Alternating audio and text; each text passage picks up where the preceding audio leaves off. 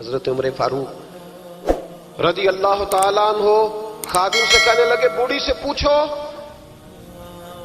تو پوچھا اماں السلام علیکم. وعلیکم السلام. اماں کیا بات ہے؟ تو اماں کہنے لگی جاؤ دوڑو, تمہیں کیوں بتاؤں, دیہات کی سیدھی سادی بی بی, جاؤ بھاگ جاؤ. کہا نہیں اماں مہربانی کرو اندر تو آنے دو. بڑی منت کے بعد اماں مانی. عمر فاروق عام آدمی نہیں جس سے دنیا کامتی ہے. حضرت عمر اندر گئے. اماں کیوں پریشان ہو؟ تو اماں کہنے لگی تمہیں کیوں بتاؤں, میرا اپنا دکھ ہے. چل اماں بتا دے, تیری مہربانی. اماں کہنے لگی میں ایک بیوہ ہوں, بے اولاد ہوں, کوئی میرا سہارا نہیں. مجھے عمر فاروق سے بڑی شکایت ہے. میرے اوپر 25 دینار کا قرضہ چڑھ گیا ہے اور 3 دن ہو گئے میں نے روٹی نہیں کھائی, اور عمر نے میری خبر نہیں لی. حضرت عمر کو پتہ چل گیا لوارث ہے, اس کا کوئی 2 4 10 ہزار ووٹ کوئی نہیں. ایک کو میکے سے 6 مربے نہیں لے کے آئی, ایک اکیلی تنے تنہا. اور بھائی جب اللہ کا خوف ہوتا ہے تو پھر انسان ان غریبوں کو بھی مناتا ہے. پھر ریڑی والے کی بھی اہمیت بڑھ جاتی ہے, پھر رکشے والے کی قدر بھی بڑھ جاتی ہے. حضرت عمر فاروق رضی اللہ تعالیٰ عنہ کہنے لگے اماں عمر سے شکوہ ہے؟ کہاں؟ جناب عمر کہتے ہیں میں نے ایک جملہ کہا تو اماں نے تو مجھے لاجواب کر دیا. میں نے کہا اماں عمر کو کیا پتا کہ تو بھوکی ہے اور مقروض ہے, اسے کیا خبر؟ تو اماں کہنے لگی کیا کہا تم نے؟ عمر کو خبر نہیں, اسے پتا نہیں؟ تو عمر سے کہو نا چھوڑ دے حکومت, اس کے حوالے کرے جو خبر رکھ سکتا ہے. کیوں بیٹھا ہے پھر؟ ہمارے حکمران کہتے ہیں ابھی میں صدمے میں ہوں, نکلوں گا تو بات کروں گا. نہ ادھر ادھر کی تو بات کر, یہ بتا کہ قافلہ کیوں لٹا. مجھے رہزنوں سے غرض نہیں, تیری رہبری کا سوال ہے. ہاں تجھے جواب دینا پڑے گا. حضرت سیدنا عمر فاروق رضی اللہ تعالیٰ عنہ سے اماں کہنے لگی نہیں خبر رکھ سکتا تو حکومت کیوں کرتا ہے, چھوڑتا کیوں نہیں؟ تو حضرت عمر کہتے ہیں میں کانپنے لگا. دوڑے گئے جناب عمر. میں نے کہا اس اماں کا 6000 ووٹ نہیں کہ اس کی قدر کی جائے. یہ اماں کوئی بہت آکسفورڈ یونیورسٹی کی ڈگری ہولڈر نہیں کہ اس کی بات مانی جائے. ایک لاوارث اور بیوہ بی بی. عمر دوڑے گئے, گھر سے اناج کا تھیلا کندھے پہ رکھا, 25 دینار بھی لیے, پکا پکایا کھانا بھی لیا. خادم کہنے لگا حضور مجھے دے دے میں اٹھا لیتا ہوں. تو حضرت عمر فرمانے لگے چل وعدہ کر قیامت کے دن بھی میرا بوجھ اٹھائے گا. کہنے لگا جی نہیں وہاں نہیں اٹھا سکتا. فرمایا پھر آج بھی نہ اٹھا, مجھے ہی اٹھانے دے, یہ میرا بوجھ ہے تو مجھے ہی. اماں کے سامنے 25 دینار بھی رکھے. پھر اماں کو حضرت فاروق اعظم نے 2 مہینے کا راشن بھی دیا, پھر پکا پکایا کھانا بھی دیا. معمولی آدمی کی بات نہیں کر رہا, 24 لاکھ مربع میل کا حکمران. حضرت عمر مدینے میں بیٹھ کے کبھی للکار دیں تو کیسر و کسرا کی ٹانگیں کانپیں. جناب عمر فاروق رضی اللہ کھانا کھلا کے اماں چارپائی پہ تھی تو عمر نیچے بیٹھ گئے. کہنے لگے اماں چل عمر کو معاف کر دے, چل چل جانے دے, کوئی عرض نہیں, بیچارے کو پتہ نہیں چلا. تو اماں کہنے لگی تو نے پھر عمر کا ذکر چھیڑ دیا. بیٹے میرے گھاؤ بڑے گہرے ہیں, میرے زخم بڑے سخت ہیں, کلیجہ پھٹے تو تجھے دکھاؤں کتنی تکلیف میں ہوں. میں تو پکا ہوا پھل ہوں, کسی وقت بھی دنیا سے چلی جاؤں گی. میں نے عمر کو معاف نہیں کرنا. جب میں قبر میں جاؤں گی نا, نبی کریم علیہ السلام آئیں گے تو میں عمر کی شکایت کروں گی. میں کہوں گی حضور اس سے پوچھئے یا رسول اللہ بیوہ اور بوڑھی کا خیال ہی نہیں کیا. تو آپ کے غلام کہتے ہیں میں نے عمر کو کبھی اتنا روتے نہیں دیکھا جتنا آج روئے. کہنے لگے اماں عمر کو میں جانتا ہوں وہ کمزور ہے, یہ شکایت نہ لگانا, وہ کمزور ہے, مقابلہ نہیں کر سکے گا, یہ شکایت نہ لگانا, چل معاف کر دے. تو اماں کہنے لگی اچھا تو مجھے کچھ اچھا لگتا ہے, جا تیری خاطر عمر کو معاف کیا, تو پیارا لگا ہے, جا معاف کیا, تیری خاطر معاف کیا, تیری خاطر عمر کو معاف کیا. حضرت عمر فاروق کہنے لگے مجھے لکھ کے دو. کون اتنے جتن کرتا ہے, کون؟ کسی سے کہنا جا اپنی اماں کو منا لے, تو کہتے ہیں نہیں میری غلطی کوئی نہیں تو مناؤں کس بات پہ, ہمیں تو 20 دلیلیں آتی ہیں. جا ابا کے پیر پکڑ لے. پتہ ہے نبی پاک علیہ السلام نے فرمایا جس کا باپ راضی ہوگا اسی کا اللہ راضی ہوگا, اور جس کا باپ ناراض ہوگا وہ سارا دن وظیفے پڑھے, اس کا اللہ راضی. یہ ابو داؤد شریف کی حدیث ہے. نہ جی بڑی مہربانی پیسے نہ لائیے گا. اب بات سنیں, وہ بھی میں سمیٹنے کی طرف آ رہا ہوں, ختم کر رہا ہوں, آپ میری بات پہ توجہ رکھیں. عزیز بھائی, نبی کریم صلی اللہ تعالی علیہ وسلم نے جو اپنے غلاموں کی تربیت کی تو حضرت عمر فاروق کہنے لگے لکھ کے دو. लिख दो। तो अम्मा कहने लगी आप लिखे मैं साइन कर देती हूं, आप लिख दे मैं साइन करती हूं। हजरत उमर ने लिखा फलां बिनते फलां को उमर से शिकायत थी, फिर उन्होंने उमर को माफ कर दिया। अम्मा साइन करने ही लगी थी, साइन करने ही लगी थी कि मौला अली शेर खुदा आ गए, हजरत अब्दुल्ला इब्ने मसूद आ गए।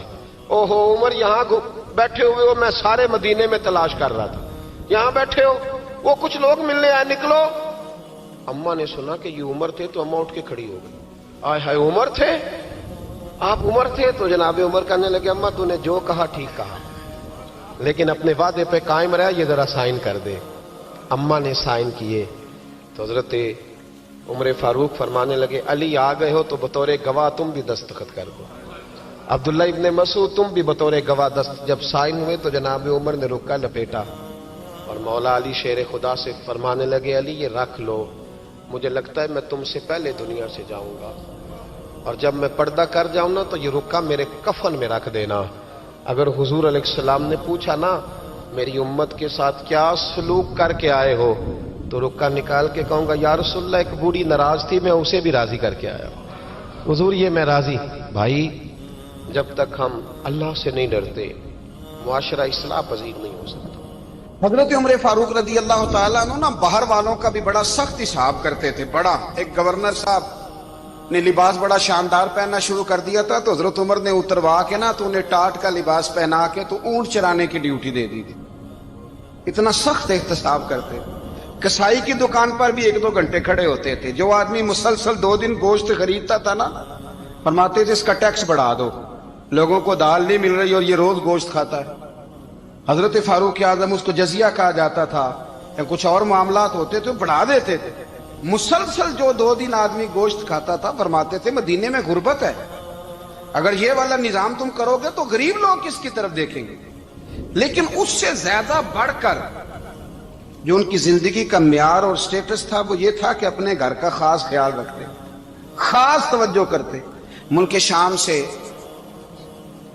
और ईरान से कुछ लोग आपकी खिदमत में आए तो वहां से कुछ कनीजें भी आईं। उनके बादशाह पैगाम लेके शाह ईरान की कनीज को मलका ने कहा कि ना हजरत उमर की जौजा को देख के आना जरा किस तरह की है। हमारे मुल्क में क्या कहते हैं खातून अव्वल जी, खातून बाकी सारे दोनों में खातून अव्वल, जरा खातून अव्वल को देख के आना। तो वो जब आई ना घर में मिलने तो कहा कि मुझे मेरी मलका ने कहा था कि उमर की जौजा से अहलिया से मुलाकात करके आना। तो हजरत उमर की अहलिया ने ना एक जोड़ा कपड़ों का दे दिया मलका के लिए और एक खुशबू की शीशी दे दी। अब जब वो तोहफे वहां भेज गए तो उस मलका ने ना कुछ सोने का सामान भेजा, कुछ जेवरात भेजे, कुछ तहाइफ भेजे। जब हजरत उमर के घर आए ना वो खादिम लेके आया, उसने कहा जी आपकी अहलिया ने तोहफे भेजे थे। तो जवाब में शाह ईरान की बीवी ने, यहाँ जिस मुल्क का वो सफीर था, उन्होंने भी ये भेजे। तो हजरत उमर फारूक ना वो तोहफे लेके घर गए तो जाके कहने लगे अपनी अहलिया से ये तू कब से तोहफे तहाइफ भेजने लग गई है, ये कब से निजाम शुरू हो गया। तो कहा हुजूर तोहफा देना लेना तो ठीक है, सुन्नत है, मोहब्बत बढ़ती है, तो ये कोई कबाहत नहीं, और मैंने अपनी जाती इस्तेमाल के लिए जो चीजें रखी थी वो मैंने दी हैं। तो हज़रत उमर फारूक रज़ी अल्लाह तआला अन्हु फरमाने लगे हमने किसी मुल्क के साथ और उसके बादशाह के साथ जाती ताल्लुक नहीं बनाना, ताल्लुक जो भी बनेगा रसूलुल्लाह के दीन की बरकत से बनेगा। जाती रिश्ते नहीं हमने कायम करने। जाती आपके मुल्क की जो एयरलाइन जिसका हर साल खसारे का ढंढोरा पीटा जाता है ना, वो हमारे बादशाह साहब और सदर साहब अगर गैर मुल्कियों को घोड़ा कभी भेजना हो ना, घोड़ा, तो पूरा एक जहाज घोड़ा लेके तोहफे में जाता है। पूरा जहाज गरीब कौम का ये सरमाया, और कौम बड़ी बादशाह है, लाइनों में लाके वोट देती है। 2 काम हमेशा लाइन में लाके करने, एक बिल लाइन में लाके जमा कराना है और एक वोट लाइन में लाके, ताकि फिर पूरे 5 साल लाइन में ही लगे रहें। मर्जी से आप वोट देना, पर जो बात दुरुस्त है उसको सुनो। हजरत उमर फारूक रज़ी अल्लाह तआला अन्हु ने अपनी अहलिया से पूछा कितने का था वो तेरा जोड़ा और खुशबू की शीशी? उन्होंने कहा 3 दिनार की। फरमाया ये 3 दिनार तेरे और बाकी जो तोहफे आए हैं वो तू खुद कह, क्योंकि उसने तेरे नाम भेजे हैं। तू कह कि मैं माले गनीमत में देती हूं, तू कह मैं मुसलमानों को कह تو زوجہ ہنس پڑی, کہنے لگی میں نہ بھی کہوں تو مجھے کہنا تو پڑے گا ہی, کہنا تو میں نے ہے ہی, کیونکہ سامنے عمر فاروق ہیں, لہذا پھر میں کہہ دیتی ہوں میں نے دیا خزانے کو. حضرت عمر نے جمع کرا لیا. میں یہ کیا بات ہوئی, میرے گھر والے جو مرضی کریں, ان کا معیار زندگی جس طرح کا مرضی ہو. اور حضرت عمر ایک جملہ کہا کرتے تھے, اللہ کرے کہ یہ باتیں اس دور حاضر میں ہماری سمجھ میں آئیں. حضرت عمر فاروق رضی اللہ تعالیٰ عنہ اپنے بچوں کو فرمایا کرتے تھے کہ بہت آدمی کو بھوک لگی ہو نا, اور پھر اس کی پسند کا کھانا پکا ہو, تو اتنے شوق سے وہ اس کھانے کو دیکھتا ہے نا, فرمایا اس طرح پوری قوم اپنے بادشاہوں کے خاندان کو دیکھتی ہے, اس تیزی کے ساتھ دیکھتے ہیں کہ ان کے گھر میں کیا ہو رہا ہے, ان کا معیار زندگی کیا ہے, ان کا سٹیٹس کیا ہے. سیدنا فاروق اعظم رضی اللہ تعالی عنہ نے اپنے گھر کے اندر اپنے بچوں, آپ کے بچے دونوں کاروبار کے لیے مصر گئے, تو وہاں کے گورنر صاحب نے لوگوں سے, ایک بہت بڑا قافلہ گیا مدینے سے مصر تجارت کے لیے, جاتے ہیں نا آج بھی قافلے کئی ملکوں میں, تو یہ گئے تجارت کے لیے. تو حضرت عبداللہ ابن عمر اور حضرت عبید اللہ ابن عمر, حضرت عمر کے دونوں بیٹے گئے. جناب عمر فاروق کے بچے جب وہاں پہنچے تو مصر کے گورنر نے نا لوگوں کو تعارف کرایا کہ یہ عمر فاروق کے بیٹے ہیں. یہ حضرت, یہ چودھری کے بیٹے کو کون بتاتا ہے کہ تو چودھری کا بیٹا ہے؟ باہر والے بتاتے ہیں, گھر والے جی. اور سیٹھ صاحب کے بیٹے کو کون بتاتا ہے کہ تو سیٹھ صاحب کا بیٹا ہے؟ اور مالک کو کون بتاتا ہے کہ تو مالک کا بیٹا ہے اور یہ کرایہ دار ہے؟ یہ کون بتاتا ہے؟ یہ سوچ ہم دیتے ہیں بچوں کو. چودھری اور کمی کی سوچ, امیر اور غریب کی سوچ, مالک اور کرایہ دار کی سوچ, گھر کے مالک کی اور کام کرنے والے کی سوچ, یہ ہم دیتے ہیں. یاد رکھنا, یہ ہم دیتے ہیں, یہ ہمارا مزاج ہے, یہ باہر سے نہیں آتی. تو کوئی شہزادہ ہے, تو سیٹھ ہے, تو نواب ہے, یہ سوچ باہر سے نہیں آتی. یہ اماں سوچ دیتی ہے, اماں, یہ ابا سوچ دیتا ہے. اور پھر جب تباہی اترتی ہے تو اس کے ذمہ دار بھی باہر والے نہیں ہوتے, گھر والے ہوتے ہیں, گھر والے. ہمارے بچوں کی طبیعتوں پر زیادہ نقش باہر والوں کا نہیں ہوتا, گھر والوں کا ہوتا ہے. یاد رکھیے گا. حضرت عمر فاروق رضی اللہ, بچے ہیں, شہزادے ہیں, وہ کاروبار کرنے گئے اور وہاں لوگوں نے بتایا گورنر صاحب نے کہ یہ فاروق اعظم کے بچے, امیر المومنین کے. لوگوں نے ان سے زیادہ مال خریدا, تجارت میں زیادہ نفع ہوا. ظاہر ہے کہ وہ آپ کے جو اللہ خیر کرے حکمران ہیں, ان کے کاروبار کتنے ملکوں میں ہیں, کس بنیاد پر ہیں؟ وہ صرف اس بنیاد پر کہ وہ حکمران رہے, ان کے لیے آسان تھا بڑے لوگوں سے تعلقات بنانا. حضرت عمر فاروق رضی اللہ تعالیٰ عنہ کے بچے ڈھیروں مال کما کے جب واپس آئے نا, تو حضرت عمر سے آ کے بچوں نے بطور محبت کا, ابا جی اللہ نے بڑا ہی فضل کیا ہے, بڑا مال کمایا الحمدللہ, یہ دیکھیں کتنا نوازا ہے. تو حضرت عمر کہنے لگے سارے قافلے نے اتنا ہی کمایا ہے, سارے قافلے نے اتنا ہی کمایا ہے؟ تو حضور نہیں, سارے قافلے نے اتنا نہیں کمایا, سب کو اتنا نہیں ملا. وہ تو وہاں گورنر صاحب نے لوگوں کو تعارف کرایا تھا کہ یہ عمر کے بچے ہیں, تو لوگوں نے پھر ہم سے بڑا ہی خریدا. تو حضرت عمر فرمانے لگے ٹھیک ہو گیا, میں بات سمجھ گیا, اس طرح کرو جو تمہاری اصل زر تھی نا, جو راز تھی, وہ رکھ لو اور باقی سارا مال مال خزانہ میں جمع کرا دو. اس لیے کہ یہ تم نے تجارت نہیں کی, یہ تم نے اپنے باپ کا نام بیچا ہے, یہ تم نے امیر المومنین کے بیٹے ہونے کا فائدہ اٹھایا ہے. فرمایا یہ تمہارا نہیں حق, یہ مسلمانوں کا ہے, اس لیے کہ یہ مال تم نے محنت سے نہیں کمایا, یہ باپ کی کرسی کا فائدہ اٹھایا ہے. اور فرمایا اگر تم نے مال جمع نہ کرایا تو میں مال بھی لے لوں گا زبردستی اور کوڑے بھی ماروں گا, ڈبل سزا دوں گا. مرضی سے جمع کراؤ گے تو کوڑوں سے بچ جاؤ گے. بڑے بیٹے نے تو جمع کرا دیا, تو چھوٹا تھوڑا پریشان ہوا. تو حضرت عبداللہ ابن عمر چھوٹے کا ماتھا چوم کے کہنے لگے بیٹے چپ کر کے جمع کرا, یہاں بھی فخر کر کے ہم عمر کے بیٹے ہیں, اور قیامت میں بھی فخر کریں گے کہ ہم فاروق اعظم کے بیٹے ہیں. یہاں بھی ناز کریں گے اور وہاں بھی ناز کریں گے کہ عمر کے بچے ہیں. ہمارے باپ نے خود بھی حلال ہی کھایا ہے, اور جب ہماری کمانے کی باری آئی ہے تو ہمیں حکم بھی حلال کھانے کا دیا. بھائی ہمارا مزاج نہیں. بچہ جب لے کے آتا ہے 2 لاکھ روپیہ تو کبھی پوچھے کہاں سے آیا ہے؟ جب وہ پہلے دن غلط دوستوں کے پاس جا کے بیٹھتا ہے تو کبھی نکالا ہے گھر سے اسے؟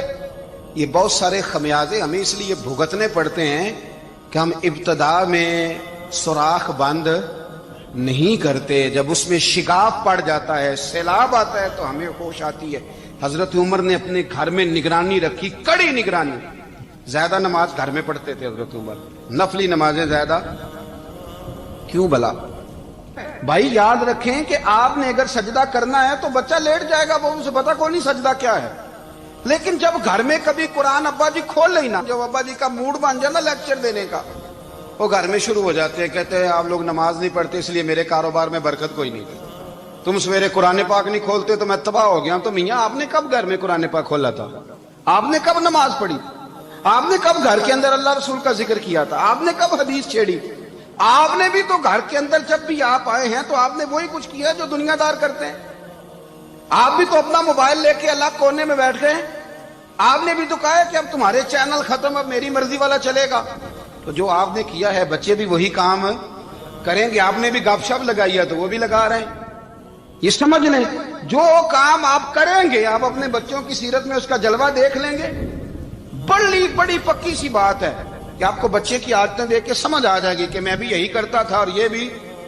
حضرت عمر فاروق رضی اللہ تعالیٰ عنہ وصال فرما گئے تو آپ کے وصال کے بعد حضرت عثمان غنی رضی اللہ تعالیٰ عنہ نے آپ کی ایک بیوہ سے نکاح کیا، حضرت عمر کی ایک بیوہ سے۔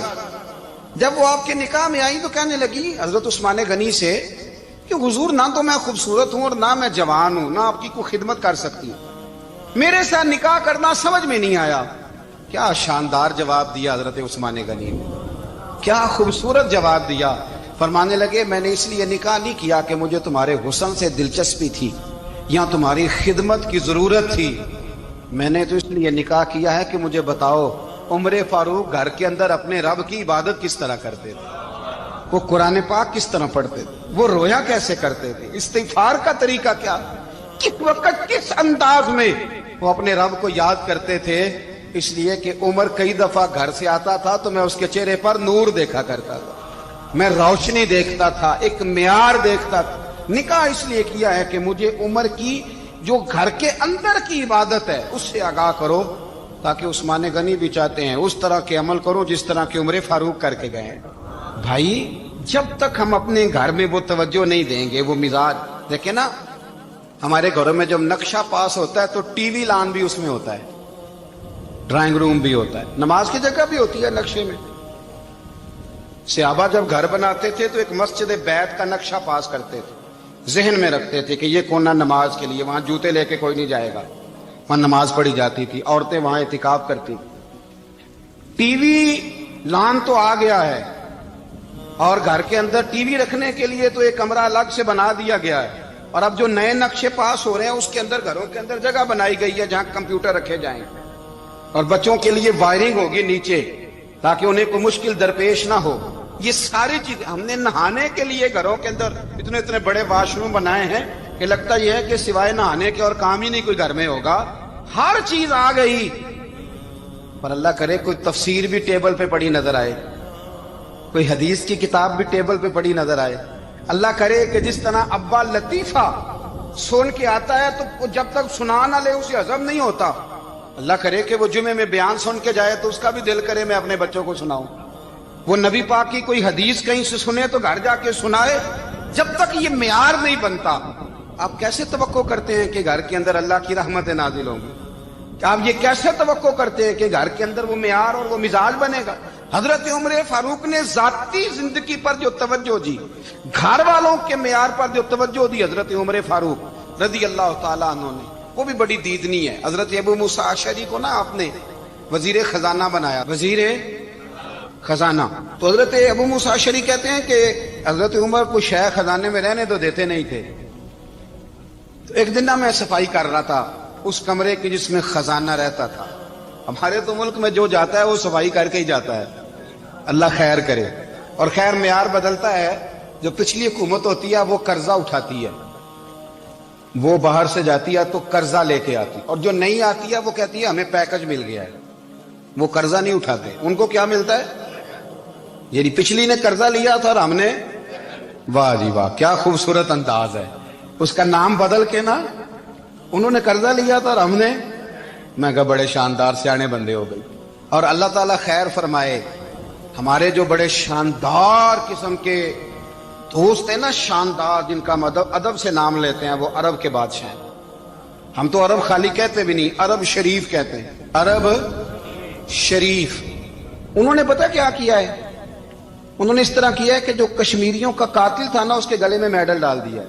یہی کام وہ کرتے رہتے۔ انہوں نے پہلے انہیں بلا کے مندر بھی بنوائے تھے، ہمیں کوئی شکوہ نہیں، ان کی زمین ہے، اللہ تعالیٰ توفیق عطا کرنے والا ہے، پر خیال یہ تھا کہ چلو کشمیریوں کے زخموں پر نمک نہ چھڑکتے، 2 مہینے انتظار کر لیتے، کچھ حالات سنور جاتے، کچھ تھوڑا انتظار۔ ہیں ہمارے دوست، ہمارے وزیر اعظم صاحب جب جاتے ہیں تو وہ پھولوں کا ہار ڈالتے ہیں ہمارے دوست، لیکن انہیں وہ حدیث یاد نہیں کہ نبی پاک علیہ السلام نے فرمایا جب میرے مومن کو تکلیف ہوتی ہے تو مجھے بھی گنبد خضرا میں تکلیف ہوتی ہے۔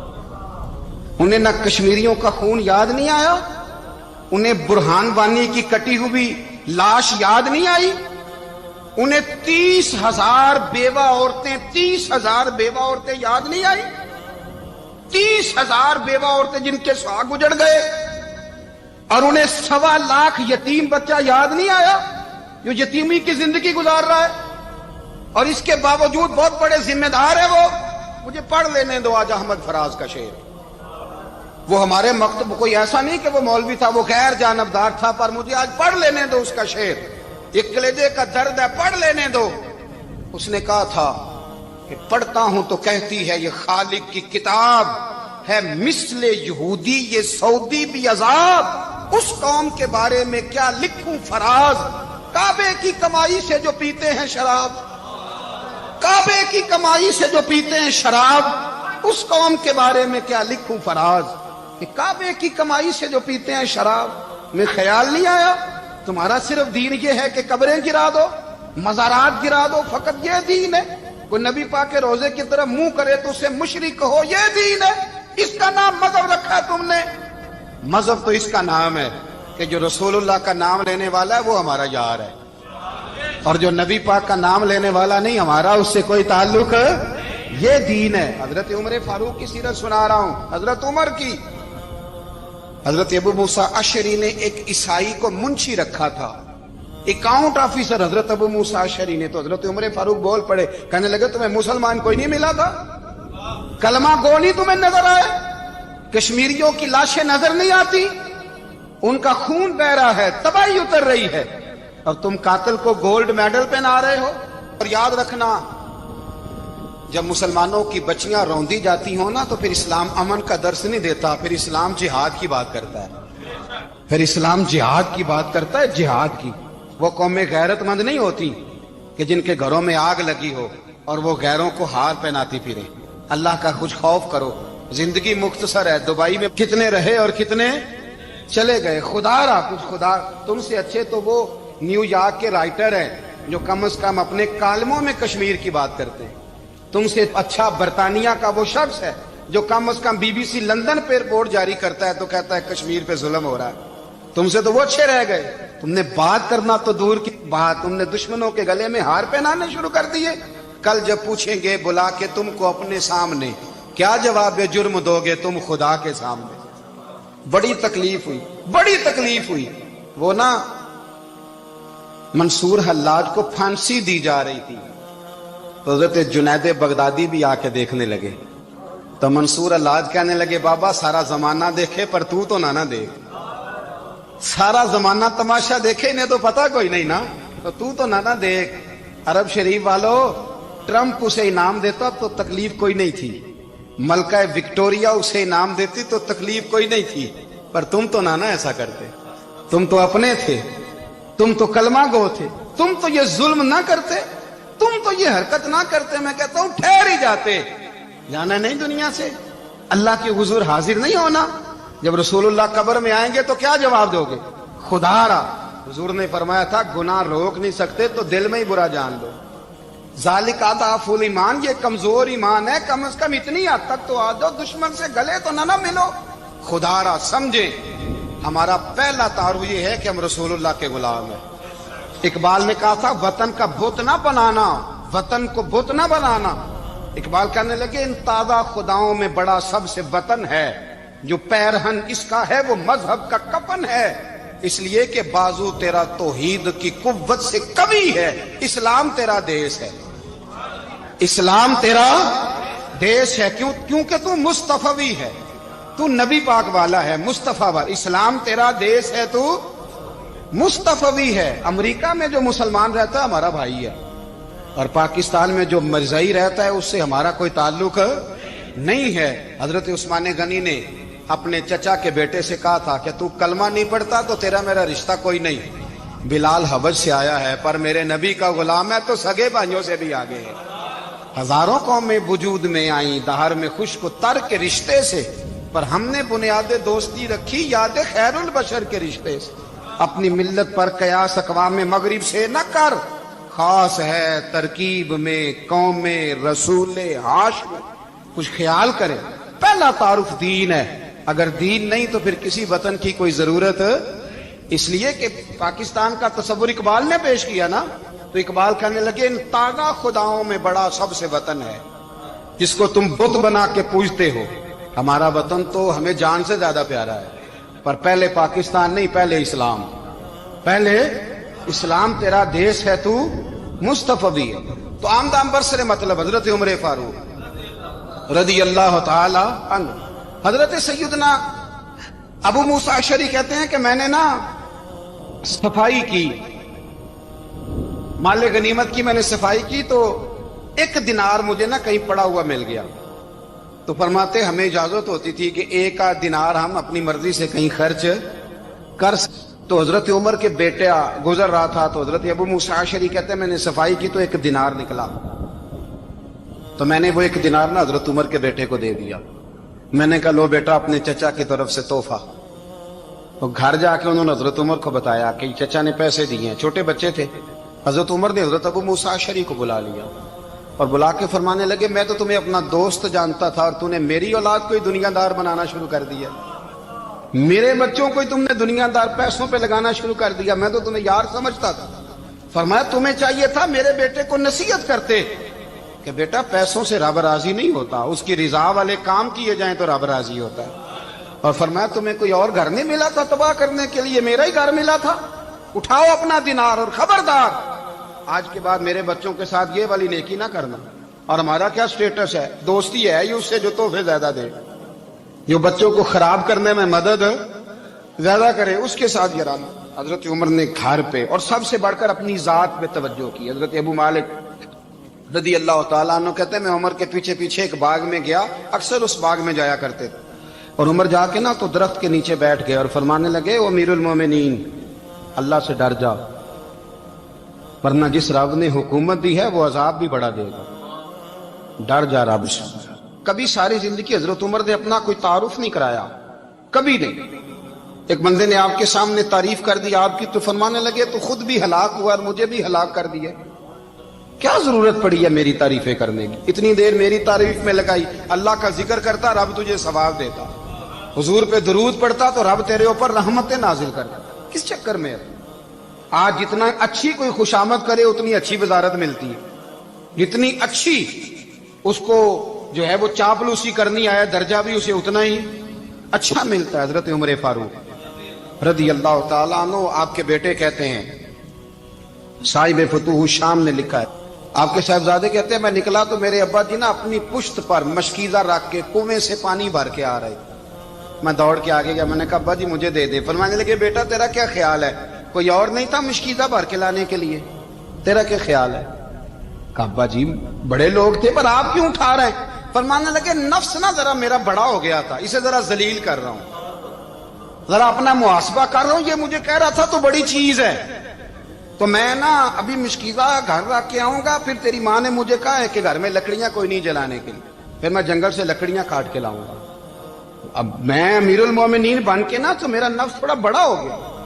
اب یقین کریں ہمارا ہاضمہ خراب ہو جاتا ہے جب تک ہمارا تعارف صحیح نہ ہو، ہمارا تعارف ٹھیک نہ ہو، میں یہ ہوتا ہوں میں وہ ہوتا ہوں، چھوڑ مٹی دیں تے مٹی رہنا ہی، مٹی دیں تے مٹی دیں تے مٹی رہنا ہی، ایویں کادی بلے بلے اج مٹی دے اتے بندیا تے کل مٹی دے تھلے، مٹی دیں تے मिट्टी रहने कादी बल्ले, मुझे पूछ लो, मुझे जान लो, मेरा नाम ले लो, मैं भी आया हूं, मैं भी होता हूं, मेरा भी ये तज़किरा है। मैं बदकार पुराना खादम, किसे दर मिली न ढोई, ये ते वासफ यार ने नजर जो की थी ते वासफ वासफ ही हुई।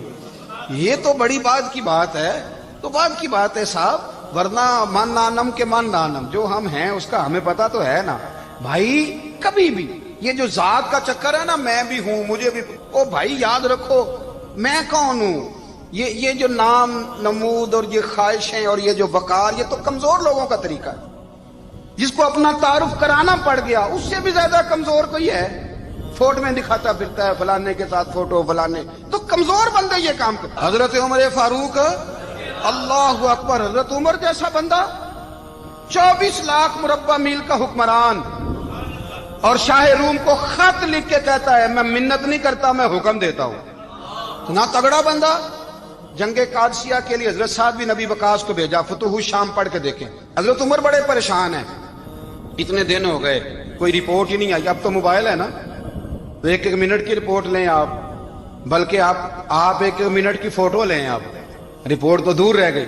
हजरत उमर फारूक रदी अल्लाह ताला अन्हु बड़े परेशान है कि कादसिया में हजरत साद बिन नबी वकास के साथ लोग जिहाद करने गए, रिपोर्ट कोई नहीं आ रही। इतने परेशान थे कि बाहर निकल के ना उस रास्ते पे बैठ जाते जो रास्ता कादसिया की तरफ से आता था। उस जो भी आता जाता पूछते जंग के क्या हालात हैं। उधर जब अल्लाह ने फतह दे दी ना, तो हजरत साद बिन नबी वकास रदी अल्लाह ताला अन्हु ने ना एक कासिद को खत दे के भेजा, कहने लगे उमर के पास जाओ, उन्हें इत्तला दो कि अल्हम्दुलिल्लाह अल्लाह ने इस्लाम को फतह अता कर दी। ये हजरत उमर को जाके देना, वो बड़े परेशान होंगे। वो जो उस जमाने में इस तरह होता था कि कई दूर दूर से सहाबा जो दूसरे शहरों के मुल्कों के रहने वाले होते थे, वो भी आके शामिल हो जाते थे जिहाद में। कोई एक दफा मदीने आया, कोई 2 दफा आया, फिर अपने अपने इलाकों में। बहुत सारे लोगों ने ज्यादा दफा हजरत उमर को देखा भी नहीं था। वो जो कासद खत लेके आया था ना, उसने एक आध दफा देखा था, हजरत उमर बूढ़े हो गए, वो पहचानता नहीं था। मेरी बात की समझ आ रही है आप हजरात? उधर से वो खत लेके आ गया। हजरत उमर मदीने से बाहर निकल के उस रोड पे बैठे थे जो कादसिया से आता था। जब उस आदमी को आते देखा तो हजरत उमर उठ के खड़े हो गए, फरमाने लगे कादसिया से आ रहे हो? वो क्या कहता है, फटे पुराने कपड़े, टूटे हुए जूते, सर पे पुरानी पगड़ी। कहने लगे गुलाम मदीने के रहने वाले हो? हजरत उमर कहने लगे हाँ मदीने का हूं। कहा मैं कादसिया से आया हूं, अल्हम्दुलिल्लाह अल्लाह ने इस्लाम को फतह दे दी है, अल्हम्दुलिल्लाह कुफर की कमर टूट गई है। उसने ये बात करके तो घोड़े को एड़ी लगाई, घोड़ा दौड़ने लगा मदीने के। हजरत उमर भी साथ साथ दौड़ रहे हैं। फरमाने लगे अच्छा बताओ खालिद बिन वलीद का क्या हाल है? थोड़ा आगे जाके फरमाने लगे उसामा बिन जैद कैसे है? वो कहते हैं ठीक है। फिर उसने और घोड़ा, उमर साथ साथ दौड़ रहे हैं, साथ साथ। 24 लाख मुरब्बा मील का हुक्मरान, एक जूता पैर से निकल गया, उमर दौड़ रहे हैं। आगे जाके पूछते हैं साद बिन नबी वकास का क्या हाल है? तो हुजूर वो भी ठीक है। कितने लोग मेरे शहीद हो गए मुसलमानों में से? कहने लगा सही गिनती का नहीं पता, ये लफ्ज अदा होते होते मदीने की सरहद आ गई। लोगों ने उमर को घोड़े के साथ दौड़ते देखा तो कहा अमीरुल मोमिनीन क्यों दौड़ रहे हैं? वो गुलाम छलांग लगा के नीचे आया, कदमों में बैठ गया। कहने लगा हुजूर आपने बताया ही नहीं आप अमीरुल मोमिनीन है। आप फरमाने लगे क्या बताता, मैं तो ऊंट चराने वाले का पुत्र हूं, क्या बताता? वो उमर हूं जिसने अपने गुनाहों का हिसाब देना है, क्या बताता? जो साद बिन नबी वकास को जिहाद पे भेज के खुद बुजदिलों की तरह घर में बैठा है, क्या बताता? कोई हैसियत नहीं, कोई तार। तूने अच्छा किया, तू तो मुजाहिद था, मुझे साथ साथ दौड़ाया, तूने अच्छा किया। जितने लोग थे चीखे मार के रोने लगे। हजरत फारूक आजम से कहने लगे उमर जब तक तेरे जलवे रहेंगे अल्लाह कामयाबियां ही अता फरमाएगा, जब तक तेरा रंग रहेगा अल्लाह ताला नवाजता ही रहेगा। कुछ नहीं, कभी अपना आप जाहिर ही नहीं किया। बहुत बड़े थे, बहुत बड़े थे हजरत उमर, बड़े थे, लेकिन सारी जिंदगी अपने मुहाज। हजरत अबू राफे गुलाम थे, कुरान पाक बड़ा सोना पढ़ते थे। हजरत उमर जब भी उन्हें मिलते कहते अबू राफे तो उमर से अच्छा है, कुरान बड़ा शानदार पढ़ता है। तो वो कहते हुजूर अगर मैं कुरान सही पढ़ता हूं तो आपको कुरान की तशरीह ज्यादा सही आती है, आप भी तो मुझसे अफजल हैं। तो आप फरमाते नहीं फिर भी तो मुझसे अफजल है। क्यों? इसलिए कि तू अपने गुलाम अपने आका की नौकरी भी ठीक करता है और रब की इबादत भी ठीक करता है। اور مجھے خالص صرف عبادت کرنی ہوتی ہے وہ بھی ٹھیک نہیں کر پاتا. ساری زندگی اپنا محاسبہ، ساری زندگی اپنے گریبان میں دیکھا، ساری زندگی اپنے آپ کو پرکھا، اپنے آپ کو ٹٹولا. 62 سال عمر بیت گئی. حضرت حذیفہ بن یمان ایک صحابی تھے. میرے نبی کریم علیہ السلام نا ان سے راز کی باتیں کرتے تھے. ہر بندے کا ہاضمہ ٹھیک نہیں ہوتا، سب سے راز کی بات نہیں کرنی چاہیے. حضرت حذیفہ بن یمان کہتے ہیں حضور راز کی باتیں بتاتے. مدینہ منورہ میں جو منافقین تھے ان کی لسٹ بھی نبی پاک نے حضرت حذیفہ بن یمان کو دی تھی. جب کوئی مشکوک آدمی مر جاتا نا تو صحابہ کہتے ہیں ہم دیکھتے اگر حضرت حذیفہ نے جنازہ پڑھا تو ہم بھی جنازہ پڑھ لیتے. نبی پاک نے بھی کچھ جنازے نہیں پڑھے. ترمذی میں ہے فرمایا عثمان سے جو بغض رکھے اس کا جنازہ نہیں پڑھیں گے. حضرت حذیفہ بن یمان اگر جنازہ پڑھتے تو لوگ پڑھتے، وہ نہ پڑھتے تو لوگ جنازہ نہ پڑھتے. حضرت حذیفہ بن یمان کہتے ہیں جناب عمر فاروق کی خلافت کے آخری ایام تھے، کچھ دنوں کے بعد وہ شہید ہو گئے. فرماتے آدھی رات کا وقت تھا، میں گھر میں سویا تھا بڑا بے فکر، اچانک میرے دروازے پہ دستک ہوئی، میں گھبرا کے اٹھا. اتنی رات کو کون آیا؟ کہتے ہیں قربان جاؤں دروازے پہ گیا تو امیر المومنین فاروق اعظم دروازے پہ. میں نے کہا عمر کوئی حکم تھا تو مجھے بلا لیتے. کہنے لگے میں نا امیر بن کے نہیں آیا، تیرا ویر بن کے آیا ہوں. امیر المومنین کی حیثیت سے سرکاری کام سے بلاتا تو وہاں بلاتا، مجھے ایک ذاتی کام پڑ گیا. کہتے ہیں میں نے عمر کو گھر کی اندر بلا کے چارپائی پہ بٹھایا. میں نے کہا حضور میں غریب آدمی ہوں، میں کیا آپ کے کام آ سکتا ہوں؟ تو کہتے ہیں انہوں نے نا مجھے ساتھ بٹھا لیا، پھر میرا ہاتھ پکڑ لیا. کہنے لگے تو عمر کو جانتا ہے؟ عمر جھوٹ نہیں بولتا. تو جانتا ہے؟ عمر وعدوں کا پکا ہے. کہا حضور جانتا ہوں. کہا میں اس وقت آیا ہوں جب دیکھ بھی کوئی نہیں رہا. حضرت حذیفہ بن یمان کہتے ہیں پریشان ہو گیا، حضور پہلیاں نہ بجھوائے، مہربانی کریں بتائیں کدھر آئے ہیں. حضرت عمر فاروق فرمانے لگے 62 سال کا ہو گیا ہوں، 63 میں چل رہا ہے، داڑھی سفید ہو گئی ہے، ال پک گیا، اٹھ فریدہ ستیا، داڑھی آ گئی پور، اگا نیڑے آ گئی، پیچھا رہ گئی دور. اب قبر اشر کا معاملہ صاف نظر آنے لگا ہے. کہا حضور مجھ سے کیا چاہتے ہیں؟ حضرت عمر رو پڑے. کہنے لگے آج میں عشاء کے بعد نکلا ہوں تو نبی پاک کے صحابہ مجھے نیک کہہ رہے تھے، پھر میں نے بچوں کی ماں سے اور بچوں سے بھی پوچھا ہے، وہ بھی مجھ سے راضی ہیں. پر حذیفہ تیرے ساتھ نبی پاک راز کی باتیں کرتے تھے، سچ بتا کہیں عمر کا نام منافقوں میں شامل تو نہیں؟ سچ بتا ان منافقین میں تو شامل نہیں، کہیں اوپر سے تو نہیں سارا کچھ؟ حضرت حذیفہ بن یمان کہتے ہیں میں باپ کے مرنے پہ اتنا نہیں رویا جتنا عمر کے سوال پہ رویا. میں قدموں میں بیٹھ گیا. میں نے کہا نہیں عمر یہ تو میں نے نہیں سنا، لیکن یہ میں نے نبی پاک سے ضرور سنا ہے کہ میرے بعد اگر کوئی نبی ہوتا تو عمر ابن خطاب ہوتا. یہ میں نے اپنے کانوں سے سنا ہے کہ عمر جس گلی سے گزرے شیطان رستہ بدل جاتا ہے. یہ میں نے اپنے کانوں سے سنا ہے کہ 950 سال حضرت جبریل جناب عمر کی شان بیان کریں تو پھر بھی بیان نہیں ہو سکتا. یہ میں نے ضرور سنا. دوستو ساری زندگی حضرت عمر نے اگر دوسروں کا محاسبہ کیا تو اپنا اور اپنے بچوں کا بھی کڑا خیال رکھا. اپنی ذات پر بڑی توجہ دی. جو لوگ اپنا بھول جاتے ہیں نا، ہمیں اپنی صحت کا بڑا خیال ہے لیکن اپنی روحانی زندگی کا کوئی خیال نہیں ہے، قلبی زندگی کا کوئی تصور نہیں ہے. آپ یقین کریں موٹا آدمی کمزور ہونے کے لیے جدوجہد کر رہا ہے، کمزور طاقتور ہونے کے لیے، لیکن جس کو کتنے دن بیت گئے اللہ رسول کی یاد میں رویا ہی نہیں، کتنے دن بیت گئے نہ سننے کو دل ہی نہیں چاہا، جسے مہینوں بیت گئے اور قرآن پاک کی طرف نظر ہی نہیں گئی، وہ فکر مند ہی نہیں. زندگی زندہ دلی کا نام ہے، مردہ دل کیا خاک جیا کرتے ہیں. بھائی حضرت عمر کی زندگی دور حاضر میں ہمیں یہ سبق دیتی ہے کہ کڑی نگرانی رکھو اپنے پودوں کی، کڑا خیال رکھو اپنے ذاتی باغ کا، اور یہ جو تمہارے دل کی دنیا ہے یہ تمہاری روح کی زندگی ہے، اس کا محاسبہ کرتے رہو. نبی کریم علیہ السلام نے فرمایا اپنا حساب خود کر لو قبل اس کے کہ تمہارا حساب کیا جائے. اپنا حساب بولیے، اپنا حساب.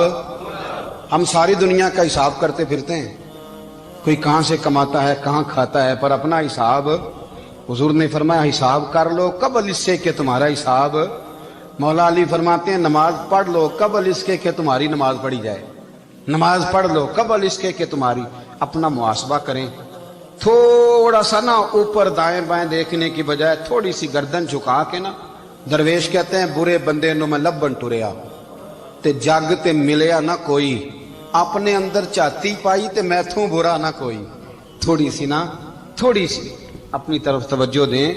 ہم نا بے چین وقت گزار رہے ہیں، بے قرار ہیں، بے سکون ہیں، سبب یہ ہے کہ ہم نے نا اپنا حساب کرنا چھوڑ